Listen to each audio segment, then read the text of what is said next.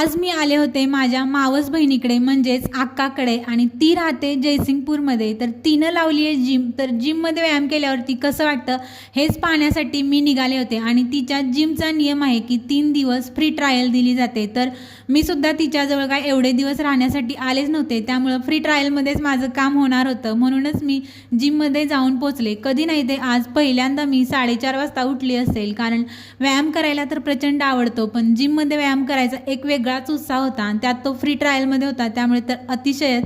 तर तिथं आम्हाला अफ्रेश प्यायला दिलं, ते पण ट्रायलमध्ये 3 दिवसासाठी फ्रीच होता. आणि हा शेक अक्काने लावला होता, पण तिनंच मला टेस्ट करण्यासाठी तिच्यातला दिला होता. पण व्यायाम केल्यावर एवढं फ्रेश वाटलं ना.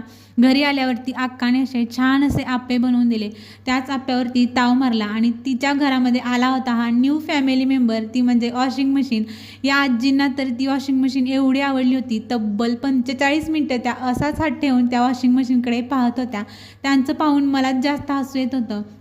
संध्याकाळ झाली आणि संध्याकाळी आमचा अनप्लॅनड ठरला होता, म्हणजे कुठेच जायचं नाही असं म्हणत आम्ही तब्बल डीमार्टमध्ये जाऊन पोचलो होतो. डीमार्टमध्ये फक्त डीमार्ट पाहण्यासाठी गेलो होतो आणि यावेळी मात्र डीमार्टमध्ये जास्त शॉपिंग अजिबात केली नाही. नाहीतर दरवेळी डीमार्टला जातो तेव्हा 2-3 तास तर त्या डीमार्टमधून बाहेरच येत नाही, पण यावेळी मात्र गेलो आणि फक्त अर्ध्या तासातच त्या डीमार्टमधून बाहेर आलो. पटकन शॉपिंग केली. शॉपिंग तर करायची नव्हतीच, पण तिथं गेल्यावर हात काय राहणाऱ्यातला नाही आहे, त्यामुळं हात काय राहिलाच नाही. त्यामुळं मी गेले होते फक्त पाहण्यासाठी. येताना मात्र 750 रुपयाची शॉपिंग करून आली. शॉपिंगमध्ये एक शर्ट आणि एक पॅन्ट आणि एक क्लिप एवढंच घेतलं होतं, तर त्याचंच एवढं बिल झालं होतं. नंतर अक्कासाठी जिमचा ड्रेस कोड घ्यायचा होता, तर तो ड्रेस कोड घ्यायला गेलो.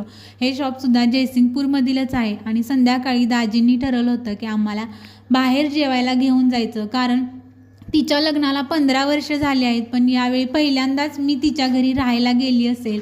तर दाजींनी सगळ्यांसाठी असा डिनर प्लॅन केला होता. तर डिनर प्लॅन होता सांगलीमध्ये. तर सांगलीमधील दालचिनी हॉटेलला आम्ही सगळे जेवायला गेलो होतो आणि त्यांनी स्टार्टरमध्ये खूप सारे मेनू मागवले होते. तर तेच खाऊन आमचं पोट बऱ्यापैकी वर आलं होतं. तरीसुद्धा आम्ही पुढचं जेवण केलं आणि नंतर घरी परत आलो. आणि सर्वेशला स्केटिंग करायला खूप आवडतं, म्हणून त्याचं असं स्केटिंग चालू होतं. म्हटलं बघावं तरी आपल्याला येतंय का, म्हणूनच मी ते घालून घेतलं. पण ते घातल्यावर मला काय उठायला सुद्धा येईना. त्याच्याच हाताची मदत घेतली, पण माझा एक पाऊलसुद्धा पुढे जात नव्हता.